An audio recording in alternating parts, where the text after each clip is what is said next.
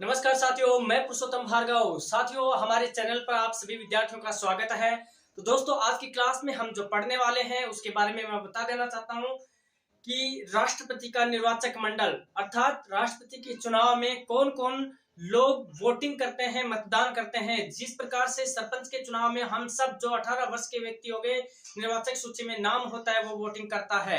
MLA MP के में साधारण जनता चुनाव करती है, लेकिन राष्ट्रपति के चुनाव में दोस्तों ऐसा नहीं होता है। कि निश्चित निर्वाचक मंडल होता है और उस निर्वाचक मंडल के सदस्य ही राष्ट्रपति के चुनाव में वोटिंग करते हैं। अब आपको मैं बता दूं कि पहले आपने बहुत बार पढ़ा होगा, उन चीजों में क्या चेंजिंग हुआ है उस विषय के बारे में मैं बताने वाला हूं कि एक तो धारा 370 हटी, उसके बाद में निर्वाचक मंडल में क्या परिवर्तन हुआ है और एक 104वां संविधान संशोधन किया गया है, तो उसके बावजूद राष्ट्रपति के निर्वाचक मंडल में क्या परिवर्तन हुआ है। इसी विषय को लेकर आज की क्लास में हम चर्चा करने वाले हैं। तो साथियों, बने रहिए, देखिए लास्ट तक हमारे इस क्लास को, जिससे कि आपको एक बहुत ही अच्छा फायदा होने वाला है। तो स्टार्ट करते हैं कि राष्ट्रपति के निर्वाचक मंडल में कौन कौन सदस्य भाग लेते हैं। तो साथियों देखिए, राष्ट्रपति का चुनाव ये निर्वाचक मंडल होता है, उसका आर्टिकल है वो कौन सा है, आर्टिकल 54 है। आर्टिकल कौन सा है, 54। इसमें क्या दे रखा है, एक निर्वाचक मंडल दे रखा है। उस निर्वाचक मंडल में कौन कौन शामिल होंगे, ये बात क्या दे रखा है, निर्वाचक मंडल, यानी इसके कौन कौन सदस्य होते हैं, इसके कौन व्यक्ति इसमें भाग लेता है, ये चीज हमें देखना है। देखिए, आपको एक कॉमन सी चीज बता दूं, जिस प्रकार से आपने सरपंच के चुनाव में वोटिंग की होगी, सरपंच के चुनाव हुए होंगे, उसमें आपने वोट डाला होगा, तो आप जाके और वोट डाल के आए। वार्ड पंच के में आप डाल के आए, एमपी और एमएलए के में आप डाल के आए थे। एमपी और एमएलए के में 18 वर्ष का व्यक्ति हो गया हो, नामांकन सूची में नाम हो, वो वोटिंग करता है। लेकिन राष्ट्रपति के चुनाव में जनता डायरेक्ट भाग नहीं लेती है, जनता अपने प्रतिनिधियों के माध्यम से अप्रत्यक्ष रूप से भाग लेती है। पहली बात तो आपको ये क्लियर रखनी चाहिए कि जनता राष्ट्रपति के चुनाव में डायरेक्ट भाग नहीं लेती है, जनता अप्रत्यक्ष रूप से चुनाव करती है। किसका, राष्ट्रपति का। देखिए, हम लोगों ने एमपी और एमएलए का चुनाव किया है, विधायक के वोट में अपने वोटिंग की, विधायक चुना है। हमने सांसद का चुनाव किया है, हमने वोटिंग की है, सांसद चुना है।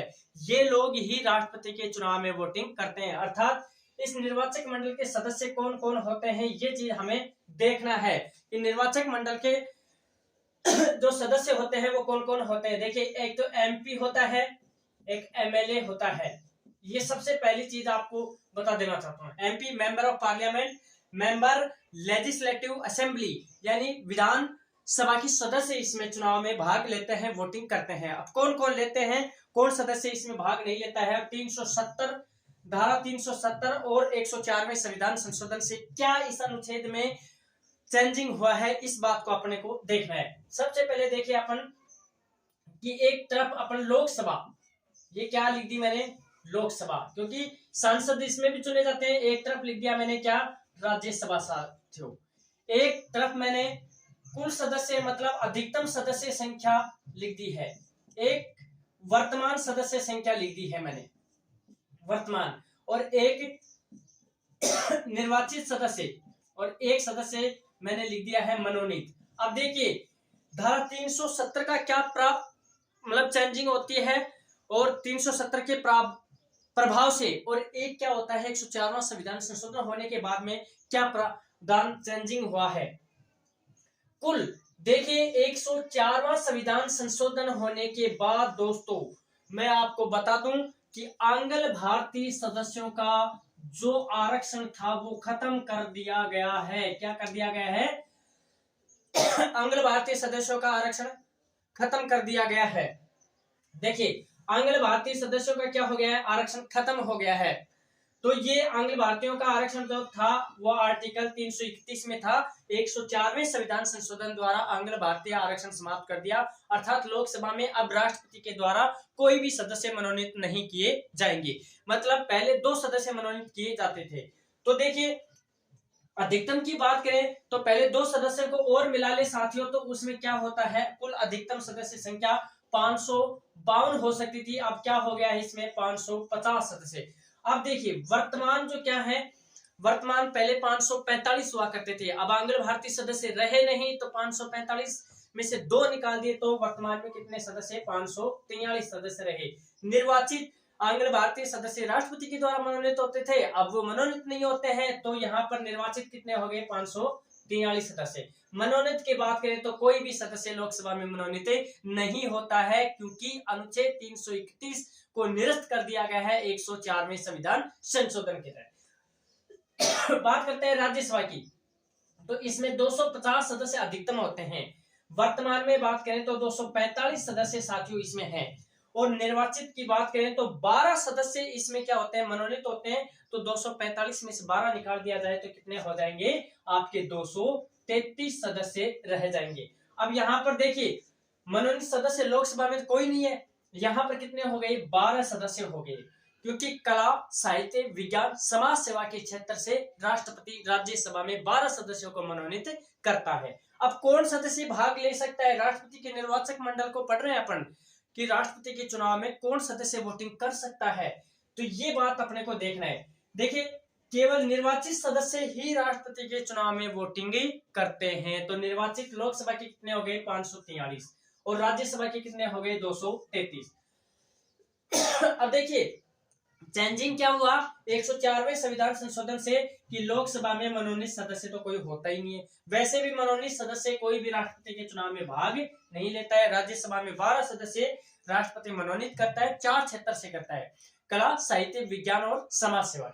ये बात हो गई संसद की। अब टोटलिंग जिस प्रकार से एग्जाम में फैक्ट आ रहे हैं वो बात मैं बता दूं कि पूछ लिया जाए कि राज्यसभा के कितने सदस्य राष्ट्रपति के चुनाव में वोटिंग करते हैं, तो साथियों कितने करते हैं? 233। लोकसभा के कितने करते हैं? 543। टोटल पूछ लिया जाए कि संसद के कुल कितने सदस्य राष्ट्रपति के चुनाव में वोटिंग करते हैं, वोट डालते हैं, तो आप जोड़ लीजिएगा 543 लोकसभा के, 233 आपके किसके हो गए हैं? राज्यसभा के। तो यहाँ पर 776 सदस्य संसद के टोटल जो है वो राष्ट्रपति के चुनाव में वोटिंग करते हैं। अब साथियों ये तो हो गई हमारी संसद की बात है कि संसद के सदस्य। अब साथ ही रहा कि एमएलए कौन से भाग लेते हैं। अब यहाँ पर देखिए धारा 370 का क्या प्रावधान आएगा, अच्छे से समझना है आपको। देखिए, जिस प्रकार से केंद्र में संसद होती है उसी प्रकार राज्य में होती है विधानमंडल। साथियों क्या होती है? विधानमंडल। विधानमंडल।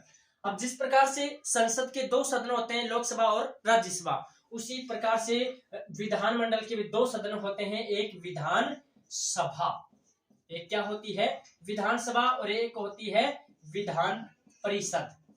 क्या होती है? विधान परिषद। अब देखिए दोस्तों, यहां पर मैं बात बता दूं कि विधानसभा में पहले निर्वाचित और मनोनीत सदस्य, मतलब निर्वाचित प्लस मनोनीत सदस्य, अनुच्छेद 333 के तहत राज्यपाल एक सदस्य को विधानसभा में मनोनीत कर सकता था, आंग्ल भारतीय को, किसी राज्य में। तो जिस प्रकार से झारखंड, पश्चिम बंगाल, उत्तर प्रदेश में हुआ करता था, अब 104वें संविधान संशोधन के तहत ये मनोनीत वाला सिस्टम हटा दिया गया है विधानसभाओं से भी। तो अब बचे क्या? निर्वाचित सदस्य बचे हैं। निर्वाचित सदस्य बचे हैं तो साथियों अब देखिए, अब यहां पर थोड़ा सा आपको देखना पड़ेगा कि धारा 370 हटने के बाद में क्या प्रावधान हुआ, क्या परिवर्तन हुआ है। देखिए, टोटल भारत में 31 विधानसभाएं हैं साथियों। कितने हैं? 31। पहले 29 राज्य थे, 7 केंद्र शासित प्रदेश थे, लेकिन जैसे धारा 370 हटी और जम्मू कश्मीर पुनर्गठन अधिनियम पेश किया गया था 2019 में, तो 2 जम्मू कश्मीर राज्य का दर्जा समाप्त किया गया, उनको केंद्र शासित प्रदेश बना दिया गया। जम्मू कश्मीर और लद्दाख 2 बनाए गए। उसके बाद साथियों 26 जनवरी 2020 को दादर नागर हवेली और दमन दीव को दोनों को एक संयुक्त कर दिया गया। पहले 9 हो गए थे, फिर वापस कितने हो गए? 8 हो गए। अब साथियों 31 विधानसभाएं हैं। पहले 29 राज्यों में थी विधानसभाएं और 2 केंद्र शासित प्रदेशों। अब देखिए यहाँ पर क्या है कि जम्मू कश्मीर राज्य न रहकर और क्या हो गया है? एक केंद्र शासित प्रदेश। अर्थात धारा 370 हटने के बाद 2019 में जम्मू कश्मीर पुनर्गठन अधिनियम के तहत जम्मू कश्मीर को राज्य न बनाकर एक केंद्र शासित प्रदेश, संघ शासित प्रदेश बना दिया गया। तो अर्थात 28 राज्य और 3 केंद्र शासित प्रदेशों में विधानसभा है। 3 केंद्र शासित प्रदेश कौन से? एक नई दिल्ली, एक पुदुचेरी और एक जम्मू और कश्मीर। 28 राज्यों में। तो इस प्रकार से 31 विधानसभा, इन 31 विधानसभाओं के सभी निर्वाचित सदस्य, कैसे सभी निर्वाचित सदस्य राष्ट्रपति के चुनाव में भाग लेते हैं। राष्ट्रपति के चुनाव में भारत की सभी विधानसभाओं के सदस्य, केंद्र शासित प्रदेश और राज्यों की अर्थात कुल 31 विधानसभाओं के जो निर्वाचित एमएलए है वो राष्ट्रपति के चुनाव में भाग लेते हैं। अब यहां पर बात करते हैं विधान परिषद की। विधान परिषद में भी निर्वाचित प्लस मनोनीत सदस्य होते हैं, निर्वाचित और मनोनीत। अब साथ ही यहां पर बात करें कि विधान परिषद के कोई से भी सदस्य भाग नहीं लेते हैं, न तो निर्वाचित भाग लेते हैं न मनोनीत सदस्य। देखिए जिस प्रकार से राज्यसभा के निर्वाचित सदस्य भाग लेते हैं, मनोनीत सदस्य भाग नहीं लेते हैं, तो साथियों विधान परिषद की बात करते हैं तो यहाँ पर क्या हो गया है कि निर्वाचित सदस्य और मनोनीत सदस्य कोई भी भाग नहीं लेता है। तो इस प्रकार से हम कह सकते हैं, एक ही लाइन में मैं आपको बता दूं कि कौन राष्ट्रपति के चुनाव में भाग लेता है, वोटिंग करता है। संसद के दोनों सदन, मतलब लोकसभा और राज्यसभा, संसद के दोनों सदन, लोकसभा और राज्यसभा के सभी निर्वाचित सदस्य और भारत की सभी 31 विधानसभाओं के निर्वाचित सदस्य राष्ट्रपति के चुनाव में भाग लेते हैं। तो ये वोटिंग करते हैं। साथ ही में क्वेश्चन आ गया एक बार कि कौन सदस्य भाग नहीं लेते हैं, तो ये तो आपको पता होना चाहिए कि पहले क्या था, लोकसभा और राज्यसभा के मनोनीत, आजकल लोकसभा में तो है ही नहीं। परिवर्तन जो मैं बता रहा हूं वही चीजें आपको याद रखनी है कि राज्यसभा के मनोनीत सदस्य तथा विधान परिषद के निर्वाचित और मनोनीत सदस्य राष्ट्रपति के चुनाव में भाग नहीं लेते हैं। तो साथियों आज की क्लास में हमने देखा है वेरी इंपॉर्टेंट एक फैक्ट कि राष्ट्रपति के चुनाव में कौन कौन सदस्य भाग लेते हैं, कौन सदस्य भाग नहीं लेते हैं। तो साथियों हमारा वीडियो पसंद आया तो लाइक करना, कमेंट करना और नया जो भी विद्यार्थी है चैनल को जरूर सब्सक्राइब कर लेना। इसी प्रकार के हमारे वीडियो आपको इस चैनल पे मिलेंगे। हम इस चैनल पे बहुत अच्छे कंटेंट के साथ दोबारा से उपस्थित होंगे। तो तब तक जय हिंद, जय भारत।